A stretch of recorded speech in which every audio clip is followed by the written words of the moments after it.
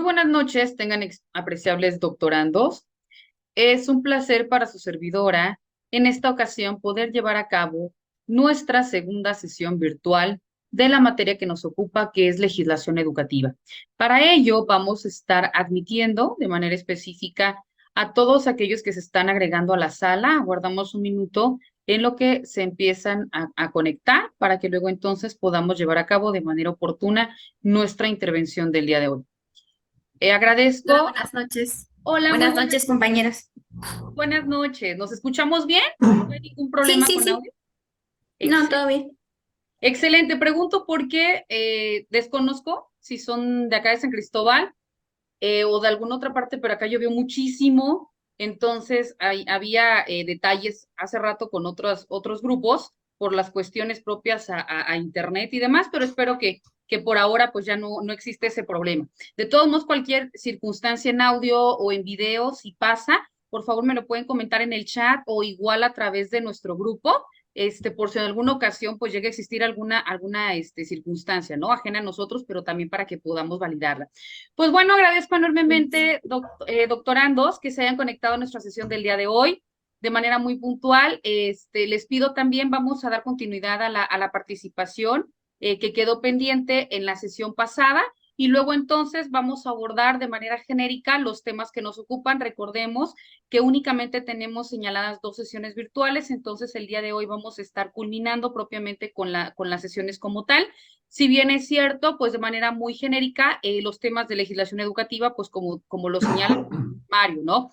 Los temas que a continuación se señalan, pues es propiamente el Estado mexicano, cómo ha existido este proceso evolutivo que va desde 1917, bueno, anteriormente, ¿no? Desde 1847, cómo se van gestando estos procesos de reconocimiento propiamente de la educación en México, las formas en cómo se fueron adaptando y adecuando a las necesidades sociales, pero también a los intereses, ¿no? Que existían y que siguen existiendo, hasta llegar luego entonces a las normas que hoy en día pues nos regulan, emanadas de nuestro artículo tercero, del artículo 71, del artículo 27 y demás, que de manera específica, si bien es cierto, el 27 nos habla propiamente de la propiedad privada, pero que también tiene esencia o razón de ser emanado de estos procesos, ¿no? O de estos cambios sociales que, pues, si bien es cierto, marcaron un antes y un después, no únicamente en materia educativa, sino de manera genérica en nuestro territorio como tal, ¿verdad? Pero bueno, continuamos, por favor, le cedemos el uso de la voz, si mal no recuerdo, era al doctor Filiberto o era al doctor Zapata. Sí, ¿Qué ¿verdad? tal? Al Buenas doctor noches, Zapata. doctora, compañeros maestros. Sí, me quedé ahora sí que en el inicio de la participación. Nada más Adelante. para recordar un poquito, estábamos hablando del derecho, la política y la educación, ¿cierto? En ese sentido, pues le comentaba la clase pasada que nosotros que tenemos, bueno, tenemos formación en derecho, pues estábamos muy apegados a lo que nos venía comentando. De resaltar, vaya, la definición del derecho, creo que una de las definiciones más importantes y la que nosotros hemos venido utilizando también con nuestros alumnos es dividirla, ¿no? En 5 partes, 6 partes, que como una definición vaya de esa parte jurídica que va a regular la conducta humana, ¿no? Y al final de cuentas que va a tener una regulación directa de un ente superior a ese individuo que va a ser el Estado, ¿no? Que también comentaba de manera muy oportuna usted que el Estado pues va a tener esa regularización, perdón, vaya en 3 niveles, vaya, en nuestro artículo constitucional 49 nos habla de la división de poderes, directamente estableciendo, ¿no? Un poder legislativo, ejecutivo y judicial, y es hacer alusión directamente al ejecutivo, vaya que se va a encargar de la administración pública, ¿no? De toda la cuestión, tanto del sector centralizado y de todas las dependencias paraestatales, ¿no? De las que México es parte. En ese sentido, perdón, estoy un poquito afectada de la garganta. En ese sentido, también hacer mención y recordar las normas que usted nos señalaba. En efecto, concuerdo con lo que usted comentaba de las normas religiosas, que dejarlas un poquito a un lado y enfocarnos más a las normas que ya van a regular nuestra conducta, vaya, en un emparejamiento con nuestra misma sociedad, ¿no? En ese sentido, creo que hace muy buena referencia y oportuno todo lo que nos compartió en la primera sesión, rescatable y me gustaría hacer mención de esa parte, ¿no? Vaya la educación vaya como esa garantía, ¿no? Que el Estado mexicano nos debe de ejercer, ¿no? En los primeros niveles de la educación, ¿no? Y sería más que nada esa la participación, doctora, para no abarcar un poquito más. Excelente. Pues muchísimas gracias, doctor Zapata. Efectivamente, no únicamente como una manera genérica y agradezco también a la doctora María de los Ángeles y al doctor Zapata. Y fuimos como muy puntuales y creo que desmembramos de una manera como muy genérica estos temas, precisamente porque si bien es cierto, existen peritos en la materia también como los doctores, pero pues también recordemos que el doctor Filiberto, que si bien es cierto, no tiene esa formación en derecho y que luego entonces existen estos conceptos que quizá recordemos, ¿no? De manera literal nosotros en el ámbito jurídico pues se nos hace muy común, pero pues también si nos citáramos, ¿no? Dentro del perfil del doctor Filiberto, pues existirían un sinfín de tecnicismos y demás que pues nosotros sí nos quedaríamos con una serie de interrogantes, entonces únicamente era en ese sentido, ¿no? Tratar de abordar de manera genérica la conceptualización del derecho, hasta dónde tiene su campo de validación, de aplicación, el porqué de la creación de las normas, cómo es que incide o el porqué, ¿no? De las cuestiones sociales, cómo también marcan un antes y un después en materia de creación de la norma y de manera pues muy puntual, ¿no? El enfoque del por qué y para qué se crea la norma jurídica. Y luego entonces, bueno, vemos que al ser la norma jurídica es aquella que nos regula, nos protege y nos salvaguarda, pues luego entonces da cabida a también esta protección de nuestros derechos humanos. Y todo eso desencadena toda vez de que estamos hablando en materia educativa y que uno de los derechos humanos, que si bien es cierto, son reconocidos por nosotros o para nosotros como individuos, es propiamente la educación, ¿verdad? Y en ese sentido, bueno, ya entrando en materia propiamente de los temas que nos competen al día de hoy, si nosotros checamos nuestro temario, vimos que de manera muy puntual de las unidades a partir de la 2 en adelante, nos habla acerca del Estado mexicano, ¿no? ¿Por qué? Porque si bien es cierto en diferentes partes del mundo, al ser propiamente el derecho a la educación un derecho humano, pues existe la obligatoriedad de los estados, y esto de manera genérica, ¿verdad? De los estados hablando como países, de que existe esta protección, ¿no? De que exista esta forma obligatoria del Estado para otorgar a nosotros como individuos esta forma de alfabetización o esta forma de protección, pero también de evolución, de pasar en este proceso de transmisión de conocimientos a partir de lo que mandata un plan propiamente dicho, en este caso, un plan educativo, para luego entonces poder medir no únicamente la educación, válgase la redundancia, nuestros educandos, sino también la forma en que nosotros como docentes en un momento dado podemos o debemos transmitir esta educación, ¿verdad? ¿Cuáles van a ser estos métodos, estas técnicas que si bien es cierto en un momento determinado se van a utilizar, como también partir de estas diferencias que existen entre nuestros educandos, pero para ir encauzando hacia un mismo fin, ¿no? Recordemos que la educación, si bien es cierto, es universal, pero se deben de tomar en cuenta todas estas particularidades para que se logre esta condición igualitaria entre todos, ¿no? Y por ello, regreso, el Estado mexicano a lo largo de los años, pues ha enfrentado a, llamémosle de esa forma, ¿no? A estos desafíos, ¿no? Y desafíos no únicamente por todos aquellos agentes o factores externos que si bien es cierto, pues inciden dentro del proceso educativo, llámese la religión, llámese la cuestión política, llámese la cuestión social, ¿no? Que repito, más en nuestro país como tal, a partir de estas multiculturalidades, de estas diferencias económicas y demás, pues ha generado un antes, un durante y un después en materia educativa. Y para ello, bueno, pues nosotros nos tenemos que remontar, como hace rato les comentaba, a lo largo de los años y empieza a gestarse o reconocerse, vemos de manera muy puntual a partir del siglo XIX. No obstante, bueno, existen antecedentes, ¿no? Como fue a partir del siglo XVII, cuando si bien es cierto, sabemos que vienen de la Nueva España, existe este proceso de conquista, ¿no? De nuestro territorio, donde pues llamémosle así, ¿no? Nos imponen, por así decirlo, una forma o una religión que en este caso era la católica, ya que si bien es cierto, recordamos bueno, cuando estudiamos, ¿no? La introducción al estudio del derecho y de manera genérica, ¿no? Cuando hablamos de historia o cuando en cualquier carrera se habla de la historia, ¿cómo fue este proceso de conquista, ¿no? Cómo nosotros hablábamos diferentes tipos de lenguas y después viene y se nos impone o se nos empieza a adecuar a través del español. Como también existe nosotros una profesión de fe que era en dioses, ¿no? Llamémosle del agua, de la tierra, del fuego, etcétera. Cómo existían estas tribus o en este caso que tenían una forma distinta de cómo acrecentar un patrimonio, de cómo elegir a sus representantes, de cómo realizar este proceso de procreación y demás, ¿no? Pero cuando viene propiamente Fray Matías de Córdoba y Ordóñez, Fray Servando, en este caso Fray Bartolomé de las Casas, Fray Antonio de la Vera y Cruz, y todos estos frailes que si bien es cierto, llegaron y, repito, nos impusieron una religión. Y cómo esta religión también incide, ¿no? Que era la católica, en una forma no únicamente de fe, para acrecentar un poder, porque en este caso ya recordemos que nosotros tenemos, y hago un paréntesis, dentro de nuestro sistema jurídico mexicano, adoptamos el sistema neorromanista, que es el que se gesta a través del derecho romano. ¿Por qué? Porque ahí también, aparte de los instrumentos jurídicos normativos, que si bien es cierto, nosotros tomamos, y en este caso la ley, pero también ahí existía esta lucha, ¿no? Por separar el clero de la iglesia. Y lo mismo nos pasa, ¿no? A nosotros como territorio mexicano.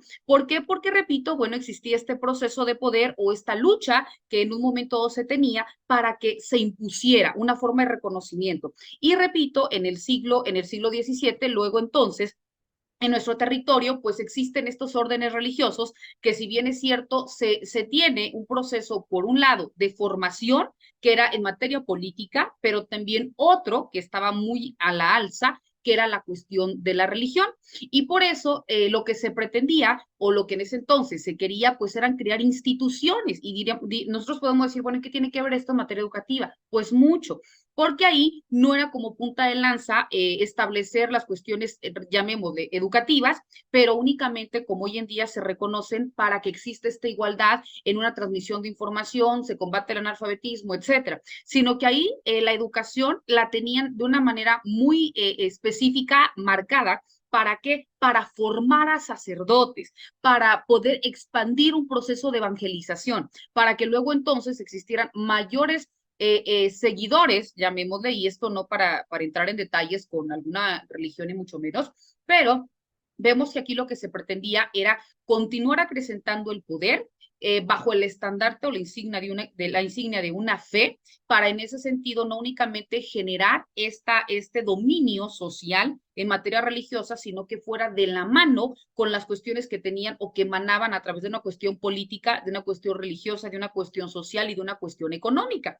Entonces, repito, a partir del siglo XVII, lo que pretendían era generar iniciativas para poder crear instituciones, repito, que se adecuaran o que tuvieran como punto específico formar sacerdotes o expandir este proceso de evangelización o de cuestión de fe basado en un Cristo, basado en una persona o en una fe particular, ¿verdad? Entonces vemos cómo la iglesia empieza a tomar un papel importante social, económica y políticamente hablando, porque muchos seguidores no únicamente tomaban lo que un líder decía, sino más bien era lo que las cuestiones de fe determinaban, porque aquí era discernir entre lo bueno y lo malo, o al menos eso era lo que trataban de identificar o de crear conciencia dentro de la sociedad.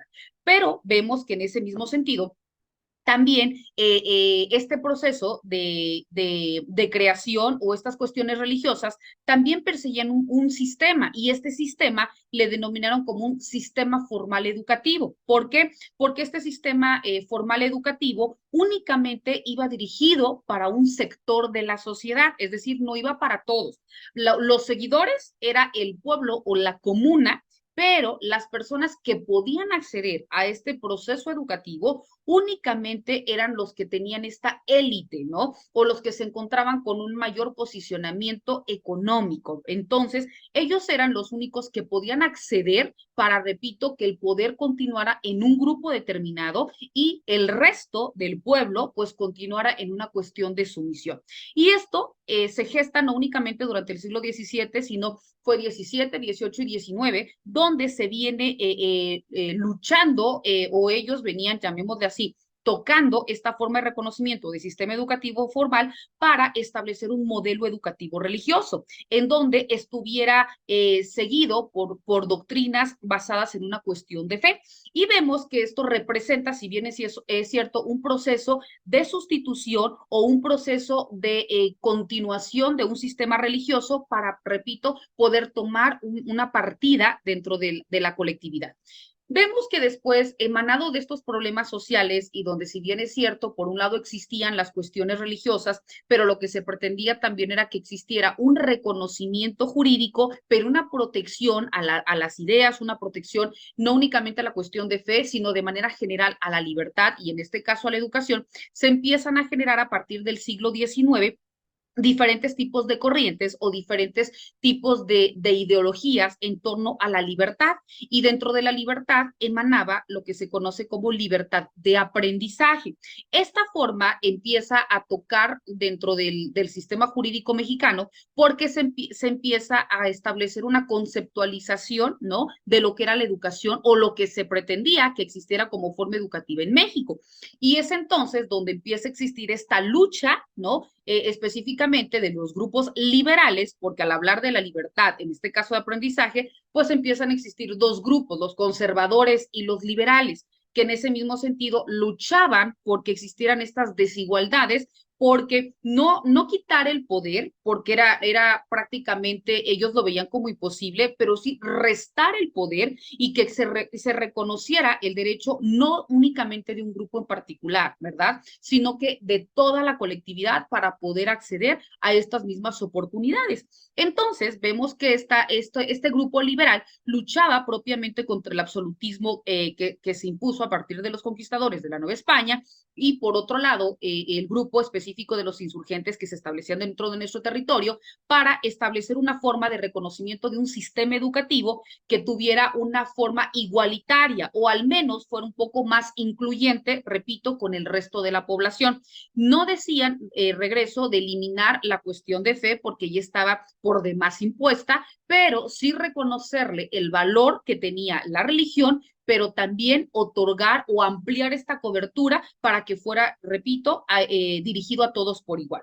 Entonces empieza a existir esta lucha, ¿no? Porque cada uno pues tenía que darle mayor soporte a sus puntos de vista o en este caso a sus elementos para poder llegar a este fin, y empieza a existir unas posturas ya no tan rígidas como se tenían estos elementos impuestos que se nos presentaban, sino que también empieza a verse a la educación como una forma que prevalece a partir de una cuestión flexible. Y eso empieza a gestarse propiamente a partir de 1842, donde el Estado empieza a tomar una forma de creación de institución y se maneja la Dirección de Instrucción Pública. Esta Dirección de Instrucción Pública fue creada con el fin, repito, de generar una forma armónica entre las personas, pero que ahora ya no existiera un papel impuesto de la iglesia para continuar una cuestión educativa, sino que ya existiera lo que se reconoce como la libertad educativa para que luego entonces se propusiera acabar con este monopolio eclesiástico sobre la educación y luego entonces sentar las bases para un sistema educativo, pero que ahora estuviera únicamente depositado no en el poder religioso, sino más bien en el propio Estado. Es decir, que fuera el Estado, a partir de sus representantes, quienes pudieran determinar el rumbo en materia educativa, ya no únicamente depositado, repito, en las cuestiones de fe, sino ahora bien regido a partir de la competencia, ya sea en este caso por los estados, ya sea por la federación, y también a partir de este reconocimiento, pues regulado a partir de un instrumento jurídico como tal, ¿verdad?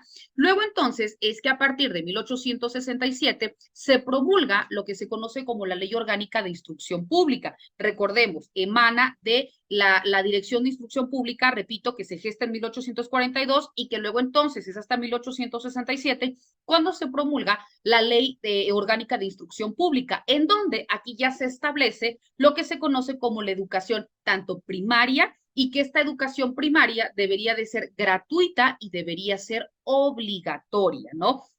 Esta forma es importante. ¿Por qué? Porque aquí, repito, al ya reconocerse un derecho a la educación como tal y que éste fuera gratuito, generaba para todas las personas esta igualdad en oportunidades, porque ya no iba a ser, no iba a ser guiado o encauzado hacia un grupo particular, que si bien es cierto, sabemos que ese fue desafortunadamente el fin. Sin embargo, bueno, en la letra, pues ya iba en ese sentido regulada, ¿no? La educación primaria, que fuera gratuita y que fuera obligatoria. Pero dentro de esta forma de reconocimiento, como lo que se pretendía era eliminar o al menos restar poder a la cuestión de fe, pues entonces en esa misma tesitura, dentro de las formas de reconocimiento de la educación primaria, se excluía del plan de estudios la enseñanza de la religión, ¿no? ¿Por qué? Porque al contener cuestiones de profesión de fe, pues continúan o continuarían generando la misma situación únicamente que ya otorgado, reconocida por el Estado. Entonces, por eso el Estado, repito, a partir de esta ley, confiere el derecho a la educación bajo estas dos vertientes de gratuito y obligatorio, pero limitando las enseñanzas de fe, ¿verdad?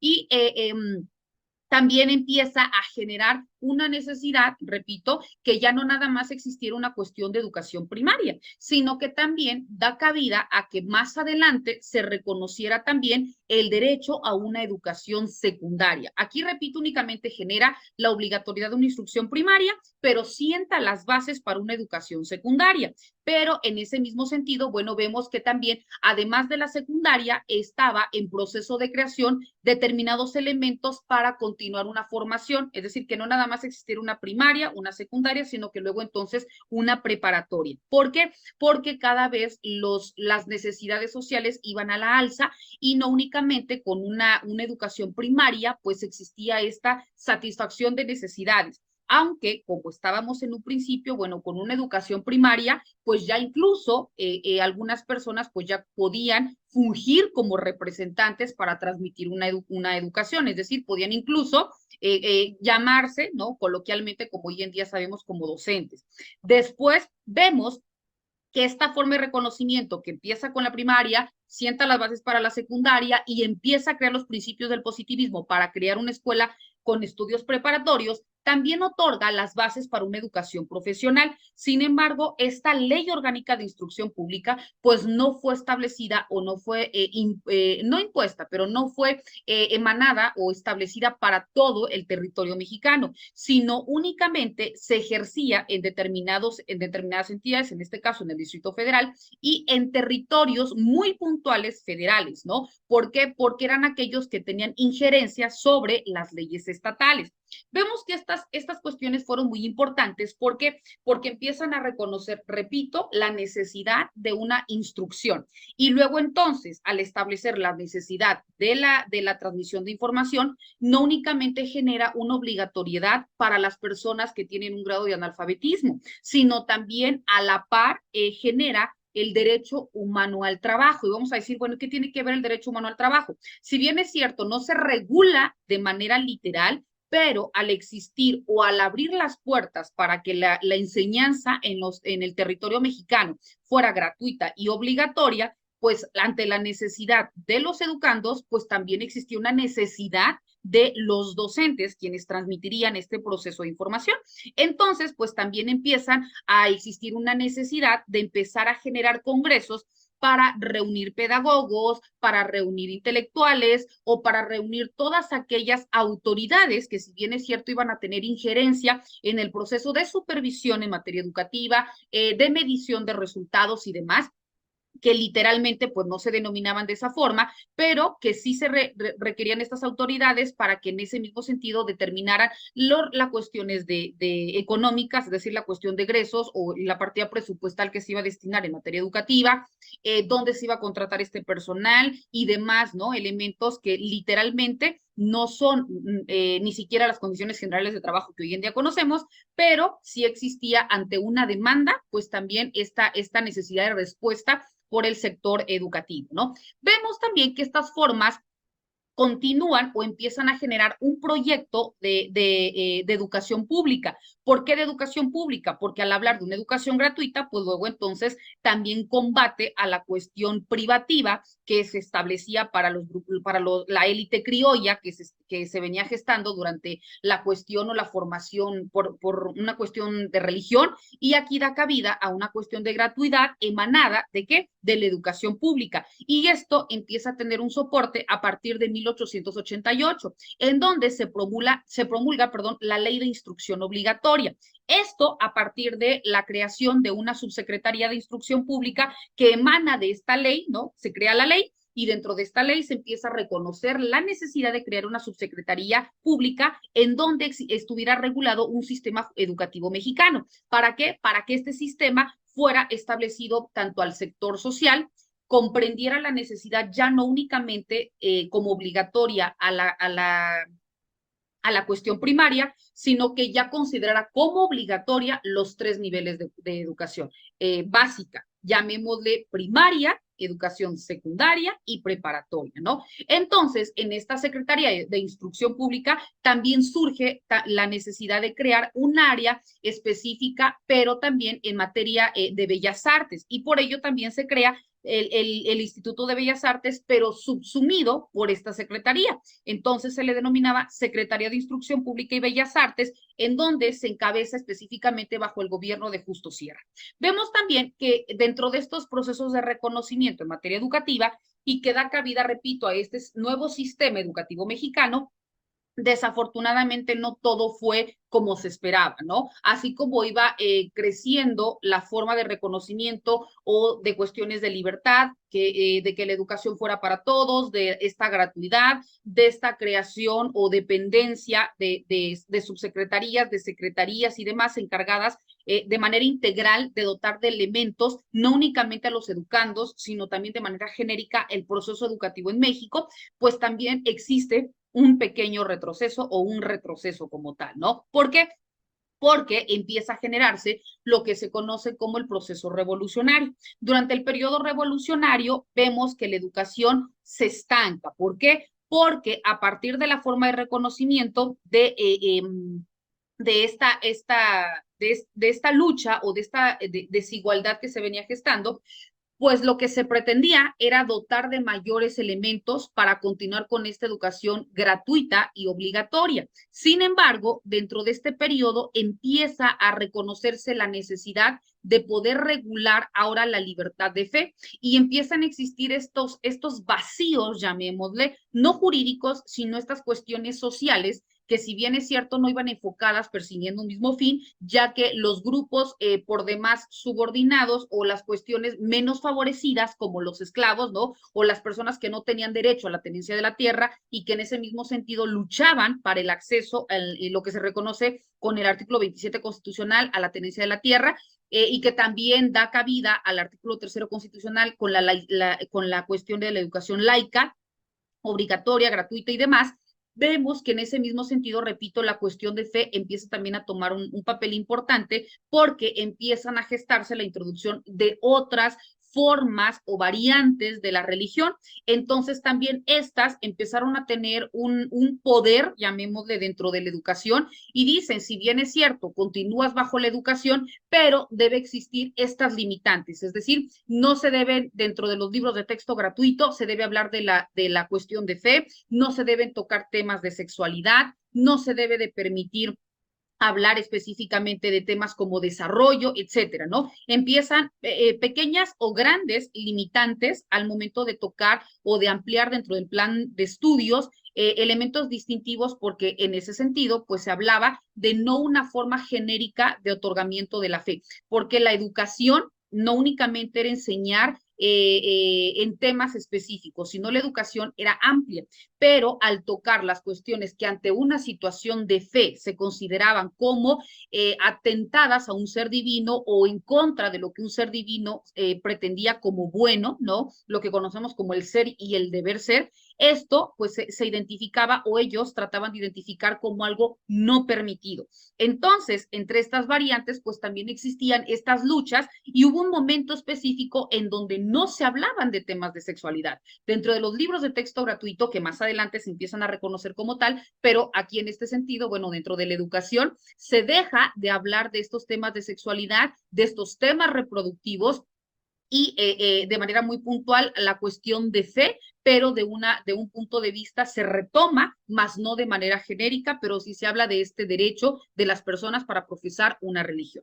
Pero ahora bien, durante el proceso revolucionario que se empieza a gestar dentro de 1909-1910, empieza también a gestarse y reconocerse mediante una constitución a partir de 1916, para luego entonces de manera literal ya promulgarse la Constitución Política de 1917, vemos que aquí ya se eleva a un rango constitucional el derecho que todos nosotros como individuos o como ciudadanos mexicanos tenemos para poder recibir una educación y que esta educación sea laica, gratuita y obligatoria.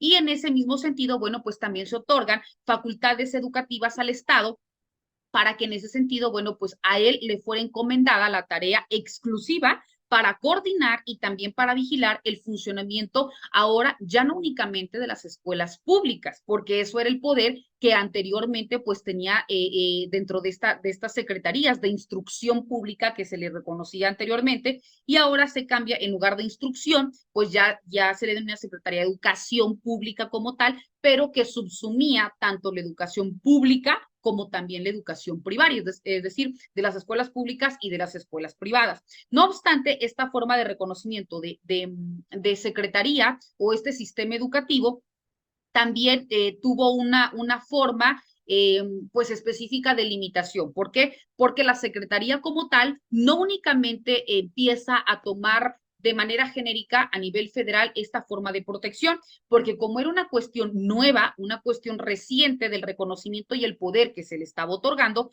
pues también la Secretaría de Educación Pública pues empieza a tener estas pequeñas o grandes variantes, ¿no? Primero, no quería asumir este poder absoluto de la educación, y es por ello que empieza a tratar de delegar responsabilidades. Estas responsabilidades, ¿en dónde las entrega? Bueno, pues decía, como de manera genérica yo no conozco o no soy la primer contención o la primer fuente cercana de atención en materia educativa, pues voy a delegar a cada una de las entidades federativas para que sean estas las que conozcan, las que regulen, las que también atiendan las necesidades en materia educativa, y luego entonces que a mí me requieran únicamente para coordinación y para supervisión, pero quienes tengan que responder ante las necesidades que cada uno de los niveles educativos requieran, pues va a ser este poder otorgado, repito, a las entidades federativas. Y es entonces como a cada una de las entidades, incluyendo en ese entonces el Distrito Federal, pues les confiere este poder, ¿no? Y también no únicamente a las entidades federativas resolvían en ese sentido, sino que lo que era inherente o de manera inmediata a sus atribuciones podían dar una respuesta. Quienes también podían, les confería este poder para crear o para establecer sus propios reglamentos. No estoy hablando de la Universidad Autónoma, no, estoy hablando de la educación primaria, secundaria y preparatoria.